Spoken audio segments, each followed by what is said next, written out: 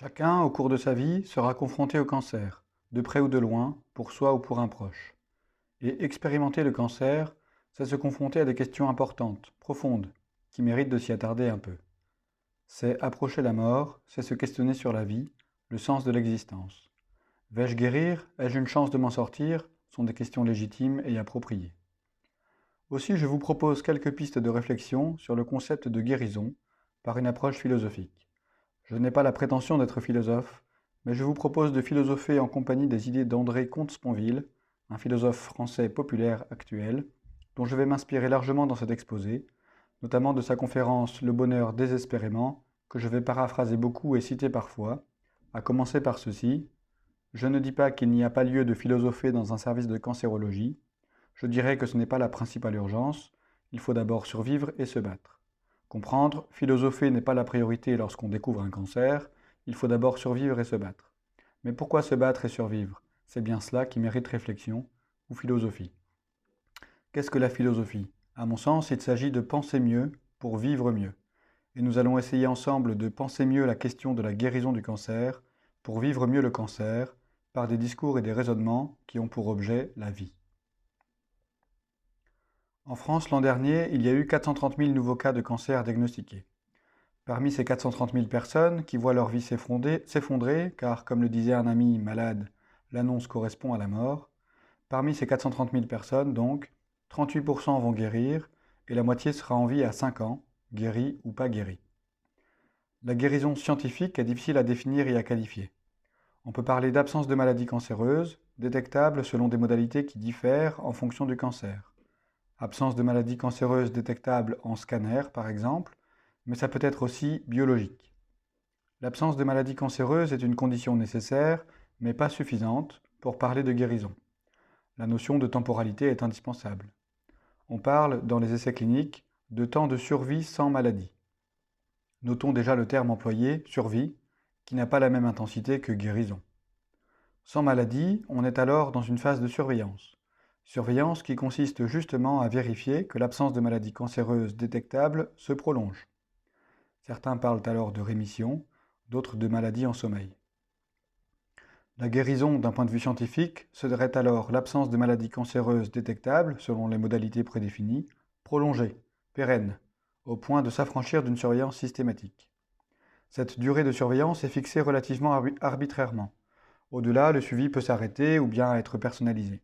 On considère en tout cas que la surveillance systématique va détecter trop peu de récidives, non pas parce qu'elle est mauvaise ou déficiente, mais parce que les récidives sont très rares pour en justifier le caractère systématique, qui représente à la fois un coût pour la société et une exposition à des risques pour le patient, comme l'irradiation répétée des scanners.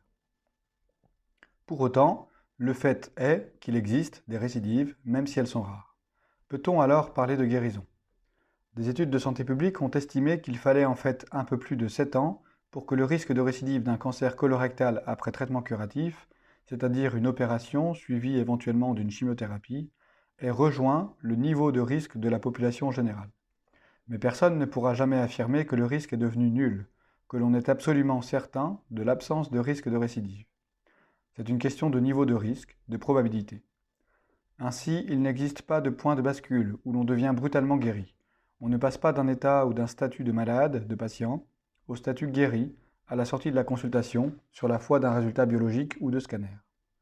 Quand bien même on obtient une information médicale de guérison, ou de risque presque nul de récidive, ou d'absence de récidive jusqu'au prochain scanner, quand bien même le risque est là. Le risque de récidive est bien là, qui peut envahir l'esprit. Vivre avec cette épée de Damoclès au-dessus de la tête peut s'avérer compliqué, difficile, voire impossible. Difficile de se projeter, difficile de s'épanouir, difficile de vivre. L'incertitude est là. Il y a une dichotomie entre le discours médical rassurant et la sensation du malade en sursis.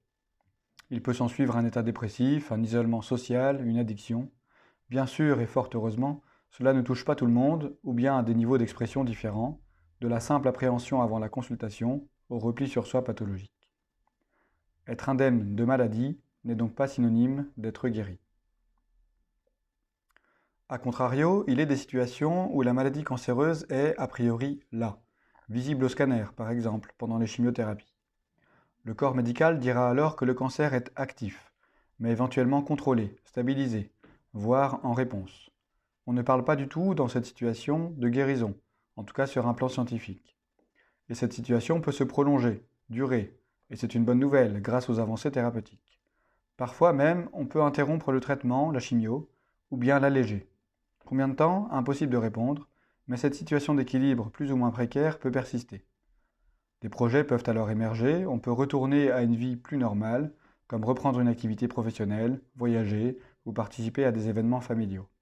Parfois même émerge le désir de maternité ou de paternité.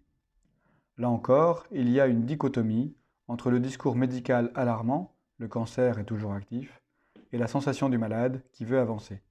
Sa maladie cancéreuse est devenue une maladie chronique avec laquelle il doit vivre. Composer avec son cancer, les traitements, leurs conséquences, les examens, l'articuler dans son agenda, l'accepter finalement, n'est pas pour autant synonyme d'être guéri. Comment alors définir la guérison? D'après le dictionnaire Larousse, la guérison est le retour à l'état de santé antérieur, c'est-à-dire le retour à un état de bonne santé. Mais qu'est-ce qu'un état de bonne santé? Qu'est-ce que avoir la santé? C'est l'OMS, l'Organisation mondiale de la santé, qui définit le plus précisément, je crois, la santé.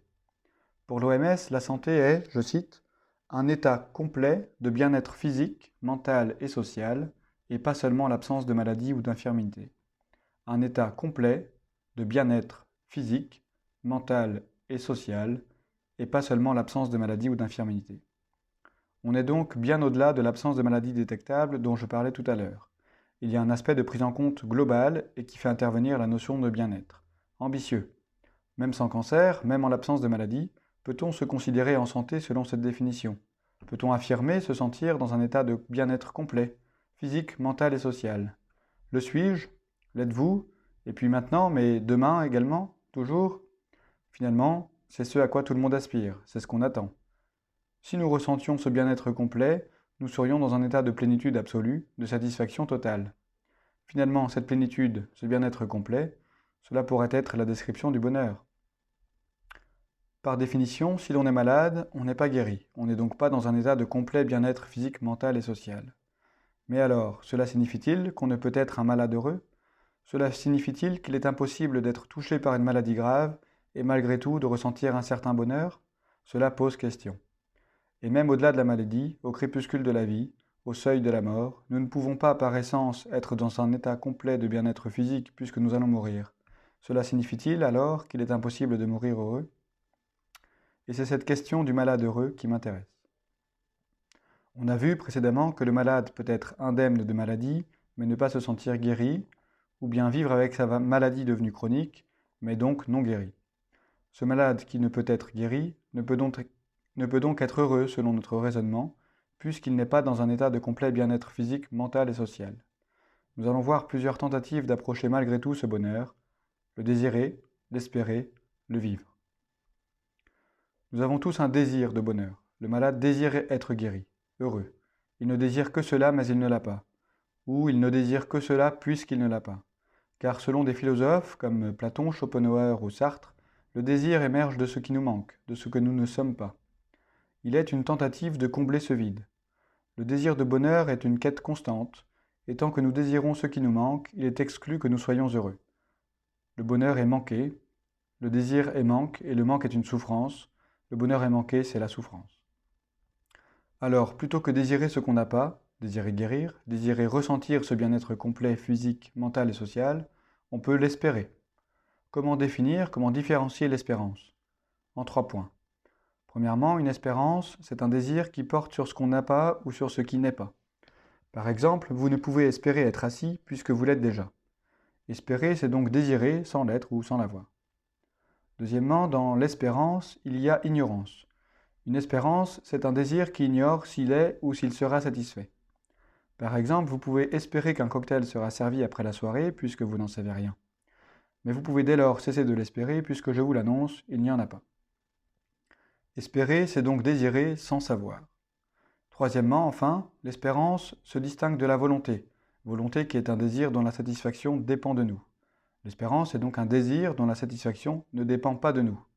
Par exemple, lorsque ma fille me dit à propos de sa dictée de mots « J'espère que je ne ferai pas de faute demain », Je lui dis, ma fille, il ne s'agit pas d'espérer, mais de vouloir, puisque le nombre de fautes va dépendre directement de ton ardeur à apprendre les mots.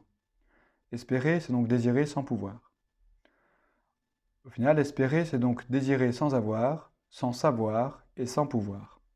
Et donc l'espoir du bonheur, c'est un bonheur qu'on n'a pas, dont on ne sait pas s'il adviendra et sur lequel on ne peut agir. C'est le bonheur attendu et donc souvent le bonheur déçu.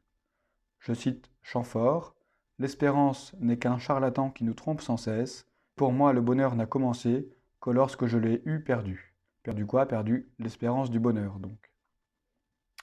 De l'espoir, il faut alors cheminer vers le désespoir. Pas la tristesse, non, le désespoir joyeux de celui qui n'a plus rien à espérer. Non qu'il a tout perdu, mais parce qu'il n'a plus rien à perdre. Il faut cheminer vers la désillusion, la lucidité, la connaissance pour, je cite Spinoza, se rendre moins dépendant de l'espoir et s'affranchir de la crainte, puisqu'il n'y a pas d'espoir sans crainte et pas de crainte sans espoir. Alors, entre le bonheur attendu, déçu, de l'espoir donc, et le bonheur manqué, du désir, il y a sûrement quelque chose. C'est ce que Comte Sponville appelle le bonheur en acte, le bonheur qui n'existe qu'au présent. C'est aussi ce qu'on appelle l'amour, qui ne porte que sur le réel. Je cite directement Comte Sponville qui décrit le mieux le bonheur en acte. S'il est vrai qu'on désire surtout ce qu'on n'a pas, et donc s'il est vrai que nos désirs sont le plus souvent des espérances, on peut aussi désirer ce dont on jouit. Cela s'appelle le plaisir, et chacun sait qu'il y a une joie du plaisir. On peut désirer ce que l'on sait, cela s'appelle connaître, et chacun sait qu'il y a une joie de la connaissance. On peut désirer ce qu'on fait, cela s'appelle agir, et chacun sait qu'il y a une joie de l'action. S'il est vrai qu'on est d'autant moins heureux qu'on espère davantage le devenir, il est vrai aussi qu'on espère d'autant moins le devenir qu'on sait davantage l'être déjà. Je répète, s'il est vrai qu'on est d'autant moins heureux qu'on espère davantage le devenir, il est vrai aussi qu'on espère d'autant moins le devenir qu'on sait davantage l'être déjà. Je cite maintenant Jules Renard, « Renoncer au bonheur, c'est la seule façon de le vivre, en cessant de l'espérer. » Être sans espoir, c'est être sans crainte, c'est la sérénité. Être sans crainte afin de ne pas entraver notre capacité à vivre pleinement. Chaque jour est fait pour être vécu ou quitter ce monde, écrit Paulo Coelho dans L'Alchimiste. Il faut donc opérer une conversion du désir. Spontanément, nous ne désirons que ce qui nous manque. Il s'agit au contraire d'apprendre à désirer ce qui est, c'est-à-dire aimer. Aimer ce qu'on a, aimer ce qu'on sait, aimer ce qu'on fait. Il s'agit de ne désirer plus que le réel, dont on fait partie. Désir toujours satisfait donc, puisque le réel, par définition, ne manque jamais. Et ce désir donc toujours satisfait est une joie pleine qui ne manque de rien. Ainsi, le bonheur n'est pas un absolu, c'est un processus, un mouvement, un équilibre instable, une victoire toujours à recommencer. En somme, à mon sens, si guérir c'est recouvrer un état de complet bien-être physique, mental et social, alors guérir c'est expérimenter le bonheur de vivre. Autrement dit, être malade et expérimenter le bonheur, c'est déjà une forme de guérison. Pour le sage, le bonheur est dans le réel, le bonheur c'est d'être, le bonheur c'est d'aimer ce que l'on a, ce que l'on sait, ce que l'on fait, donc ce que l'on est et ce qu'on vit. Peut-on guérir du cancer? On peut en tout cas, je crois, être un malade heureux en vivant désespérément.